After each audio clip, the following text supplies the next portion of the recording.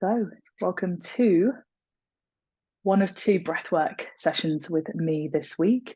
I'm really pleased to be hosting these sessions in this space for you guys to go a little deeper, maybe into breathwork practice. We're going to lean into journaling as a tool to support that practice. So, for those of you watching the recording, those of you here, just grab a pen, a notepad. Doesn't have to be an official journal. It can actually be a piece of paper.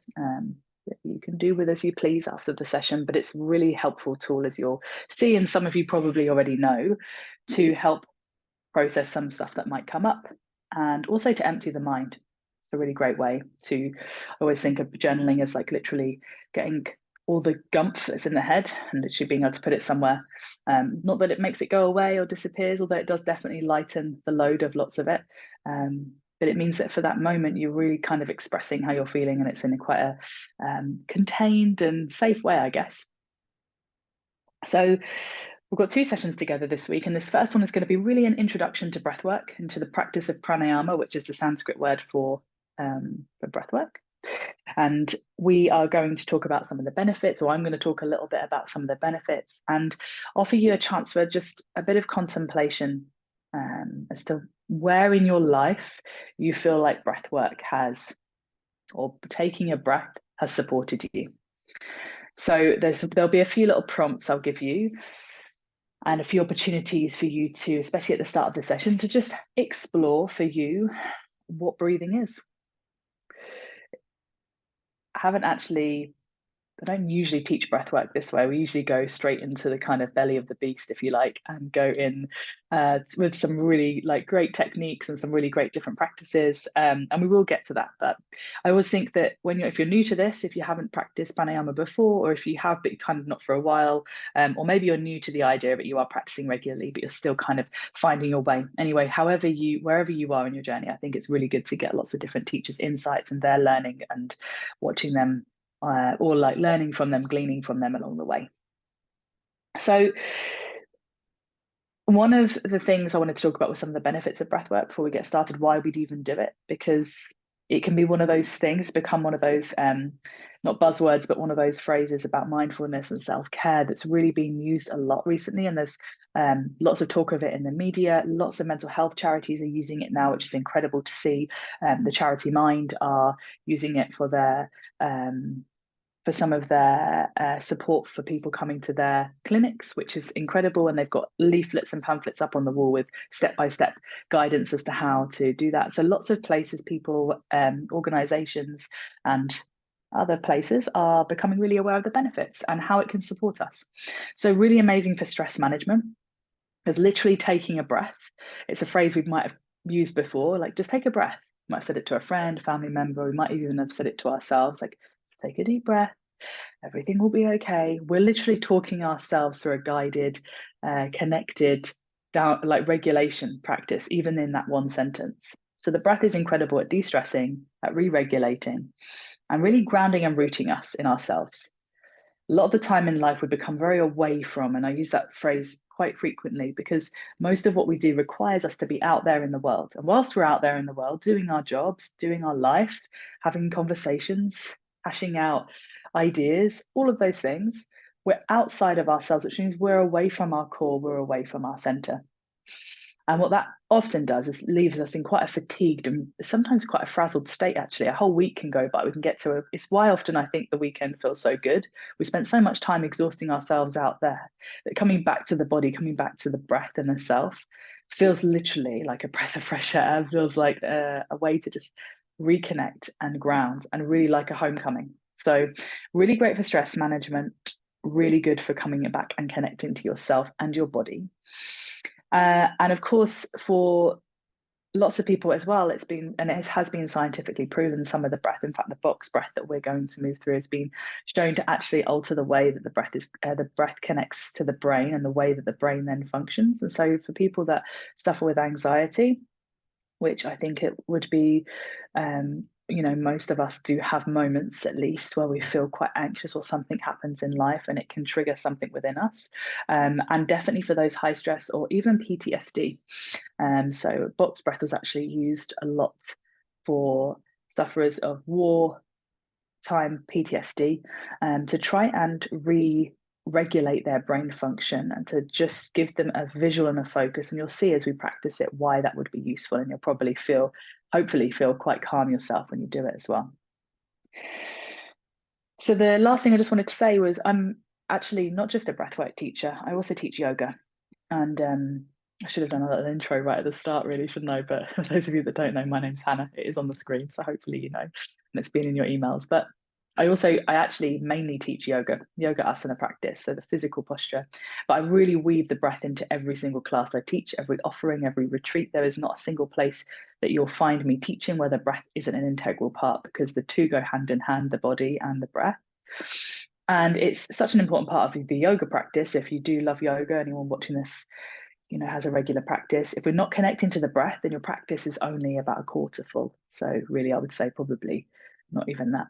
And that's not me being harsh or being critical. It's actually it's the truth. Moving with the breath, connecting to your body can only happen if there is that kind of regulation of the nervous system, regulation of the parasympathetic nervous system and sympathetic system as well.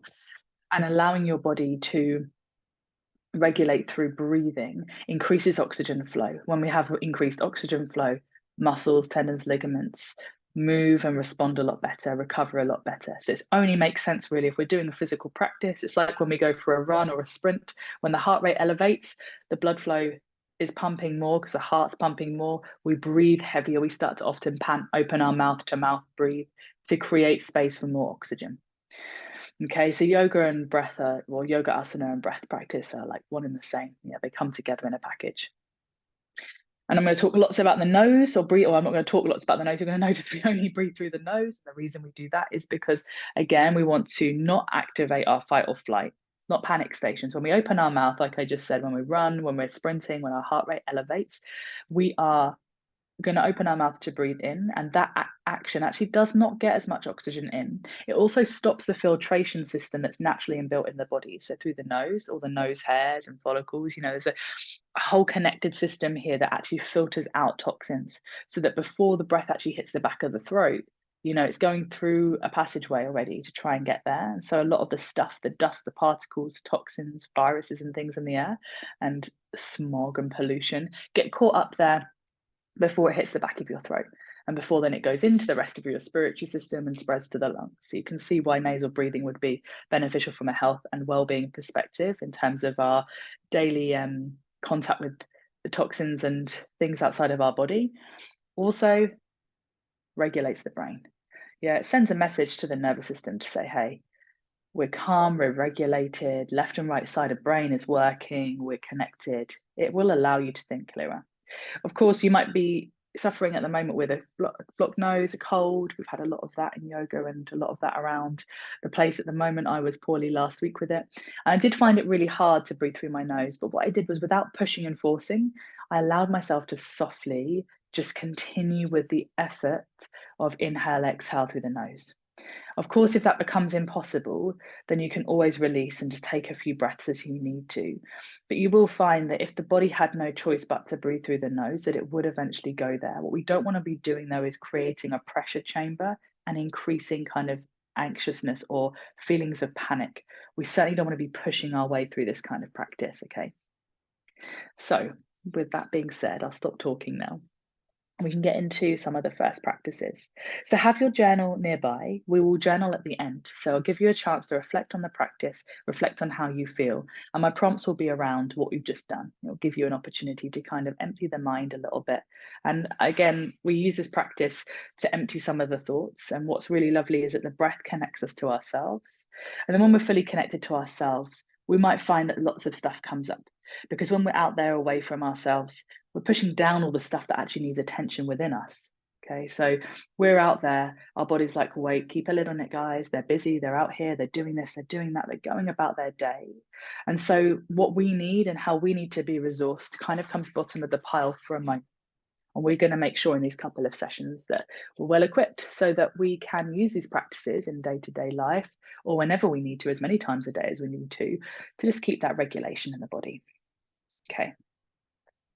So close the eyes when you're ready and find a comfortable seat. You'll see I'm sat up against the wall, so you're welcome to shuffle around the space that you're in and make yourself really that comfortable. You can sit on a sofa, on the bed, on the floor, be where is best for you. You can sit in a chair, whatever you need. And then when you're ready, we're going to close the eyes and you're going to just allow the light in your room. And if you have got big bright lights on, I would also recommend turning those off. Let the circadian rhythm start to set in that it is the evening. If you're watching the recording and you're doing it in the morning, then maybe not, but just let the body connect to the moment. As you breathe, as you start to find your way into stillness, just take this opportunity to make any adjustments. And what I mean by adjustments is sometimes we arrive in a position, it's not really the position. It might not feel fully comfortable. So just allow the body to just reshuffle.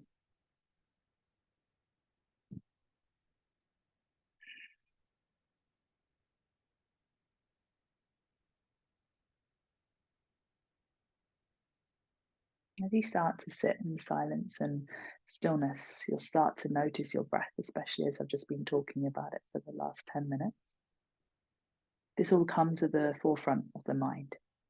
And you may be able to notice the sound and the feeling of the inhale and exhale, and the sensation in your body as you notice the rising up of the breath coming in and the gentle softening as you feel the exhale releasing out the body.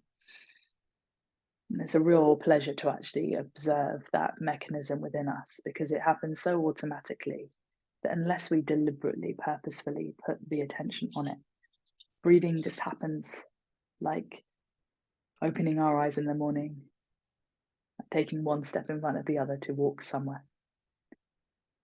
So ingrained in us that it feels like we're on autopilot a little bit. And I'd love you to soften the belly. And this is a part of us which is integral to good breathing. And it may not have been noted to you before that the belly is the home of creating space, of creating a capacity which matches our need for breath. It will affect the diaphragm, so that sheet of fascia, the lower rib cage, that moves with the breath, that ascends and descends as the breath moves in and out. So the first step to pranayama practice is to connect to your belly, connect to the breathing there. As you inhale, you should feel like the belly puffs up and out, almost like a balloon gently being inflated. As you exhale, it'll feel as if the softening is not drawing the belly button in with tension, but like it's just releasing, just letting go.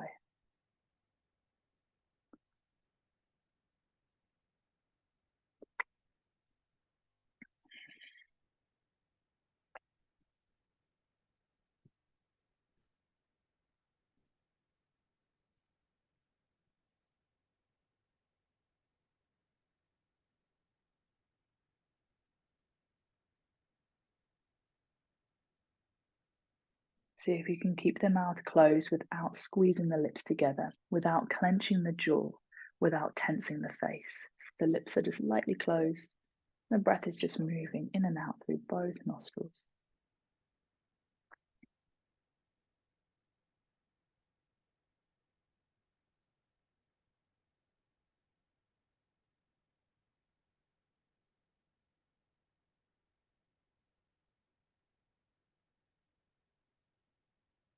I'll just encourage you to take a deeper inhale and exhale.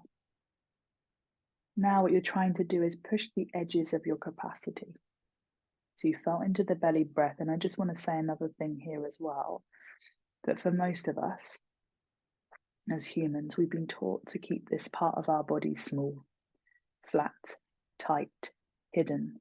And so a lot of the time, actually breathing into the belly can be a practice in itself of just learning to re-love and uncondition the mind from the things that we've been taught or felt about our body. And it's not just like from one person, it could be even from media, society's portrayal of what we should be looking like in our belly area. But actually having a soft space in the belly here, having that softness, that pliability is so essential. It really allows us to fill up. And it affects the health of our pelvis as well and our pelvic floor for those of us that affects.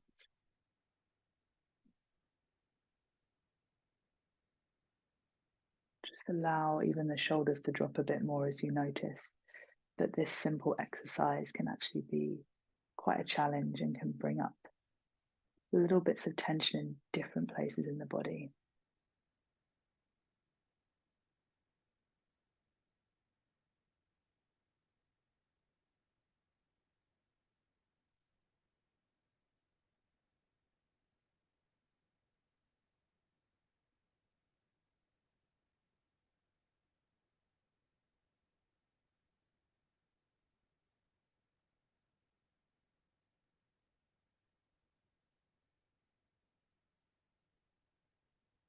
I'm going to start with our box breath.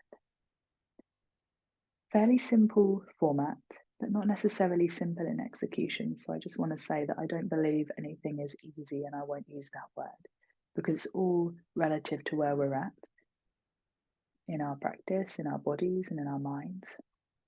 And so imagine in your mind's eye here, as you've got your eyes closed, a picture of a box, just the outline, so just the edges of a box, 4 of them.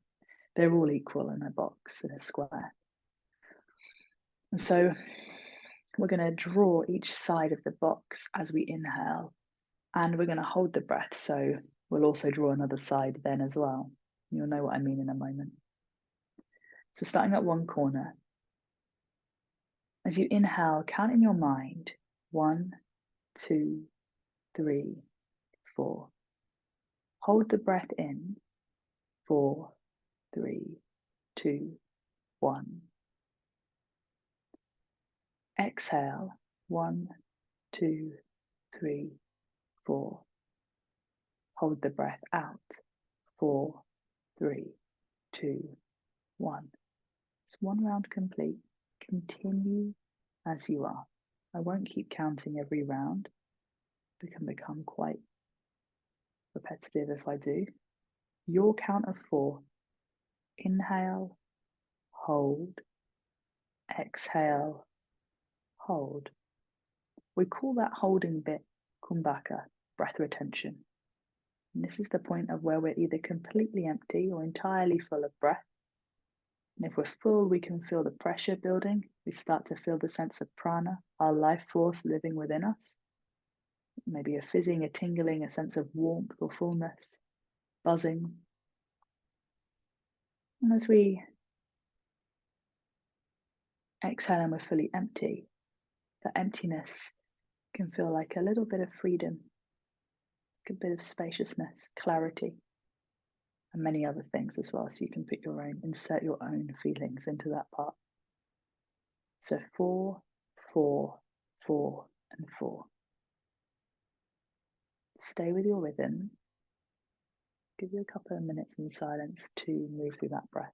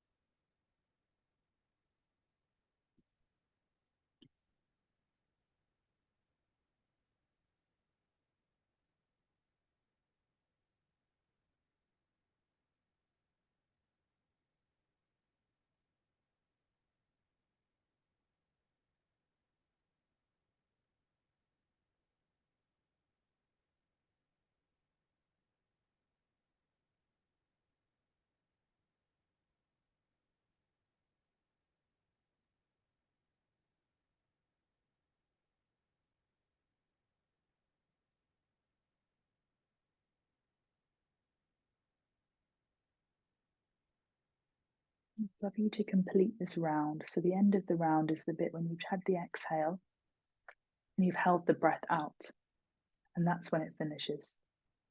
So that should be at the corner you started the round at of your square, thinking corners of the box that you're drawing in your mind's eye. And really take your time to get there. There's never a rush. This is going to be different for all of you, all of us, our pace and our counting.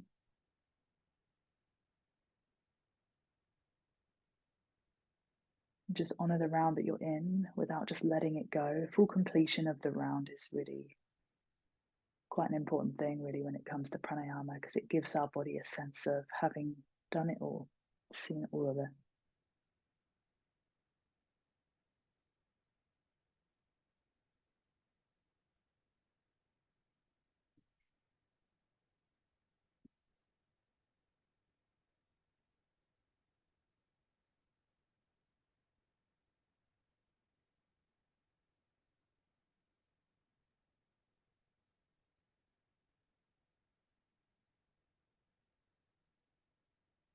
And as you start to let go of that technique, just pause for a moment in your body. Just keep your eyes closed and just start to notice how you're feeling. There's no right or wrong way to be feeling or to be experiencing something.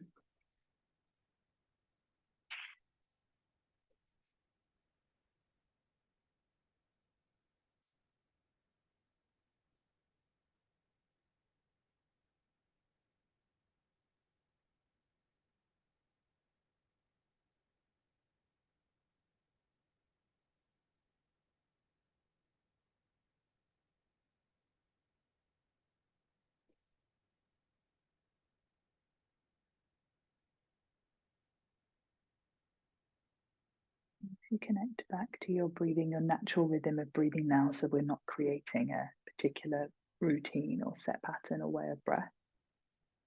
I'm going to take one more pranayama practice before we take pen to paper. It's called Nadi Shodhana, or known as alternate nostril breathing. Again, a fairly familiar one, as in a fairly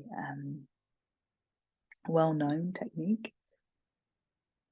Really great at regulating and balancing, because as you'll see in a moment, we'll navigate breathing in and through one, out through the other.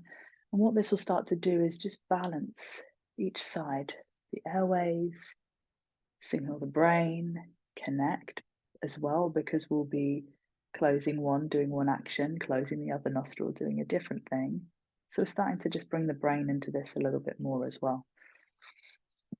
I find this breath, I find it really connecting. I find it one of the most grounding breath works to practice. Really great to just down regulate. You can literally do 2 or 3 rounds on each nostril and you'll feel like you're completely a new person a lot of the time. And you can do like 100 rounds on each nostril and it'll catapult you into feeling like completely brand new. Beautiful breath to do at night, but equally lovely to do upon waking. I think particularly when we first wake up with those routines that we have, the alarm going off and the set things we must do, we can feel like the first thing we do is rush or move towards something that's away from us.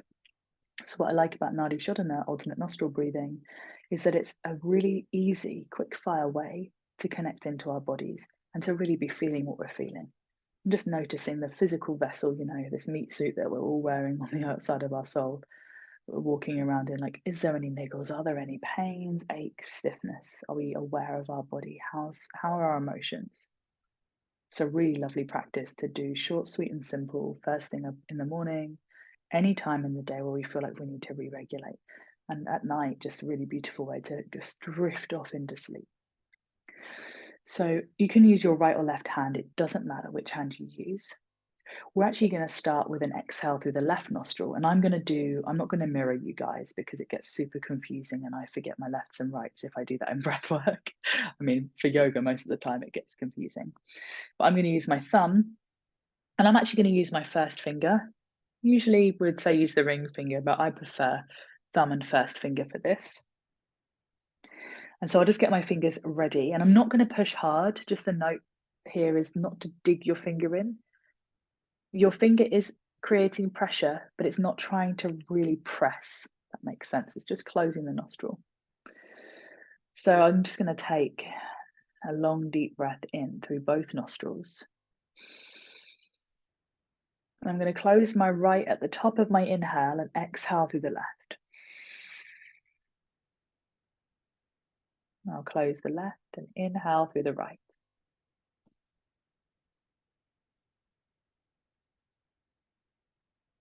Close my right, exhale left.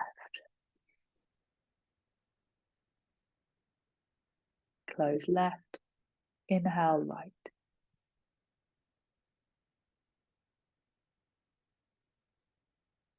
Exhale left. Inhale right.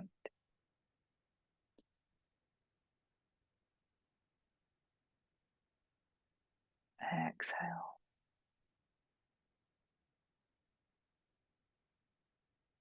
Inhale.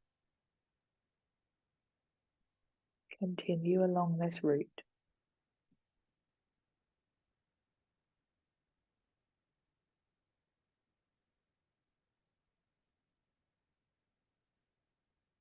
Start to find your maximum.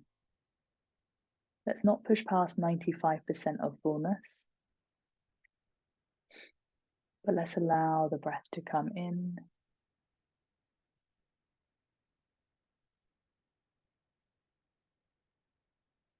the breath to leave and empty almost to the bottom. Let's check in with the physical body that we're not using the shoulders or the arms to build tension and lift and lower. Let's make sure that's coming organically from the abdomen, from the belly.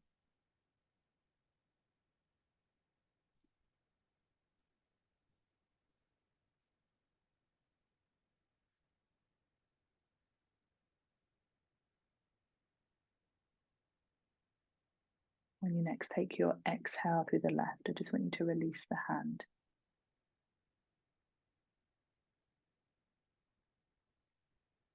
And just in the, I call it the middle because we'll do the other side. So I say in the center here, I just want you to breathe a few normal rhythmic breaths, just in and out through both nostrils, not the mouth, but just the nose. And just feel how you're feeling.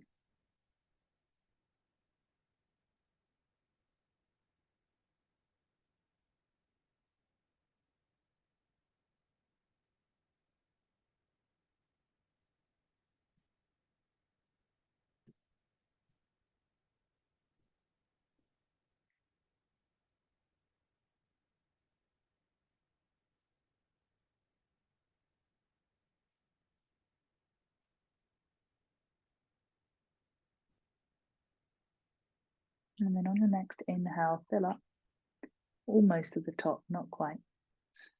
You can switch hands if you want to. This time we're going to exhale through the right.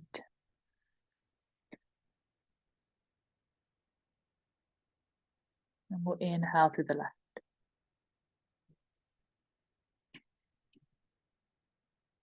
Exhale through right.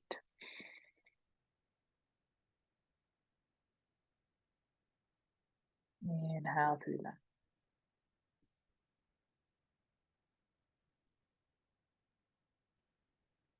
Exhale right.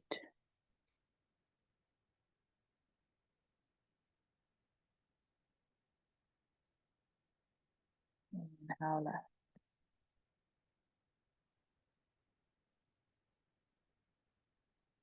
Exhale.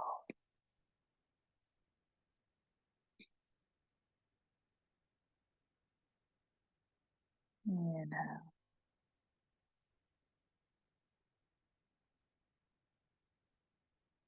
Continue this breath. Continue in your flow. Again, navigating this way round, the changes in capacity, how much breath the body can hold.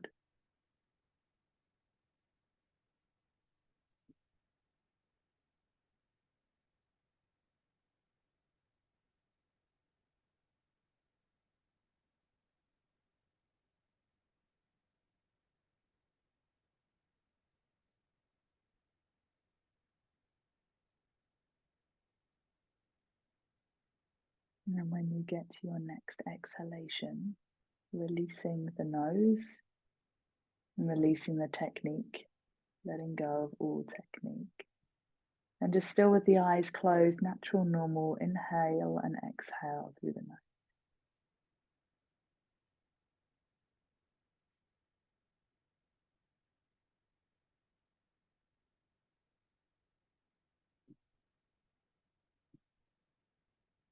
And then drop your chin to your chest.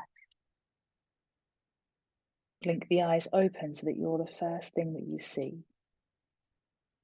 And I'd love you to grab your pen and paper. Just bring it in as you prepare to journal some of your thoughts and feelings onto that. So a prompt would be, how are you feeling? You might take a few moments to just sit in the sensation.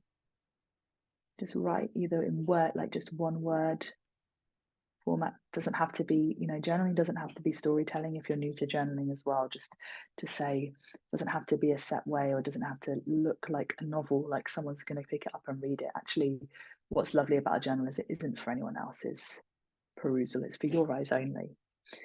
So how are you feeling now is a lovely prompt and a lovely way to just put down on paper.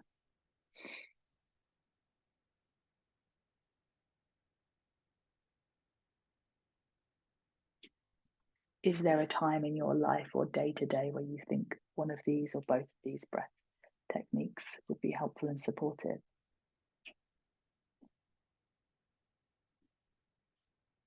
And if there is, you can note that down. You can write that in your journal. Maybe something even today happened or occurred or unfolded that you noticed yourself feeling heightened emotionally or physically. And actually, you could really feel from this breath that it was untangling the knot.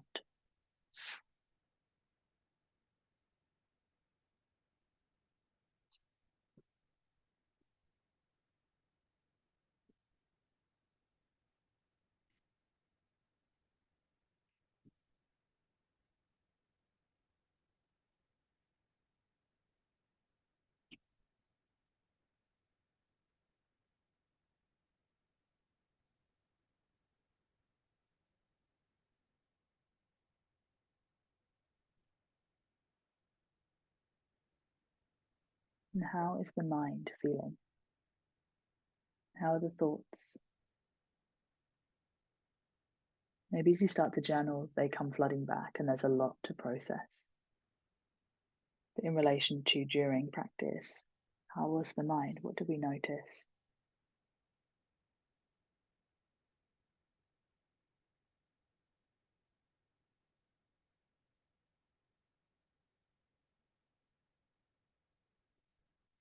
And just keep letting the kind of pen flow and do its thing. One of the most beautiful things about journaling is it doesn't have rigidity or rules and set standards around it. It literally is an expression, a full expression of you, of where you're at.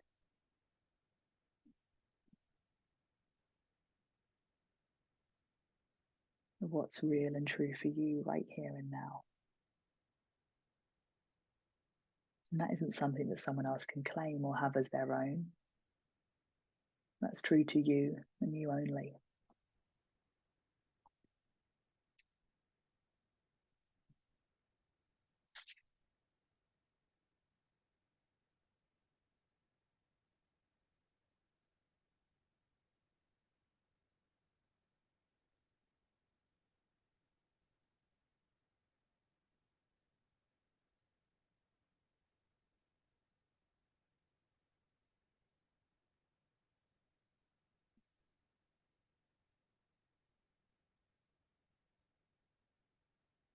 And then finally, something that would be really lovely to journal on.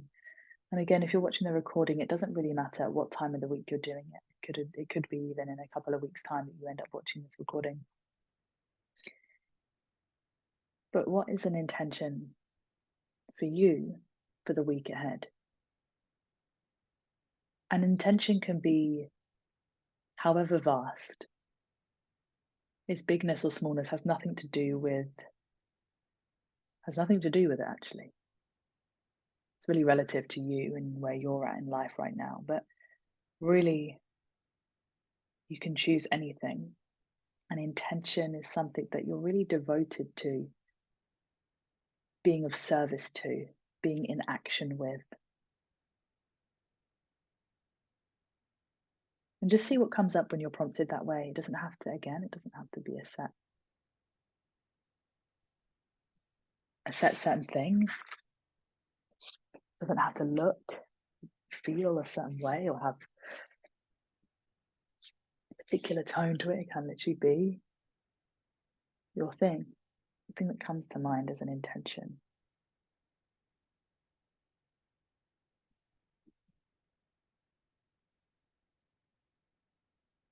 A theme that you are devoted to, in action with, and of service to, creating the outcome of. I think the word intention has got mixed up with the word wish quite a lot in recent years. This has become again a bit of a journaling and mindfulness buzzword. Manifesting and intention, get thrown around a lot, and rightly so. However,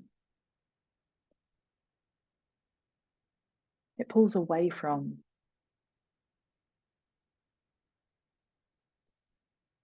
the truth of what an intention really is, and it is a devotion. It isn't something we can just throw out and hope that it comes back like a boomerang with the result we were searching for and hoping for. It is a work. It's an offering to the external from the internal landscape.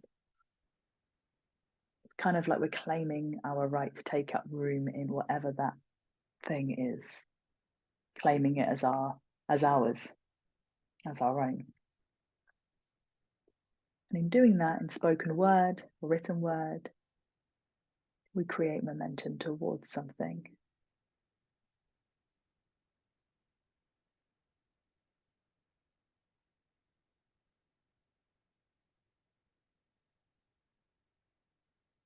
So when you've finished writing, just to let your pen come to a natural halt.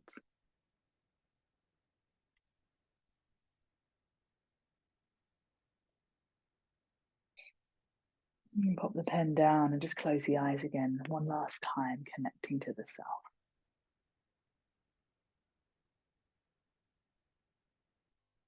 Deepening the breath, awareness.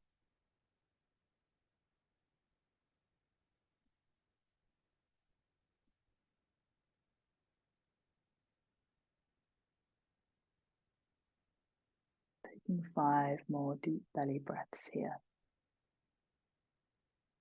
Letting everything that you've done, everything we've explored, all the information that I've handed over to you, just be kind of bedded in by this feeling of breath, connecting back to the reason that we came together in the first place.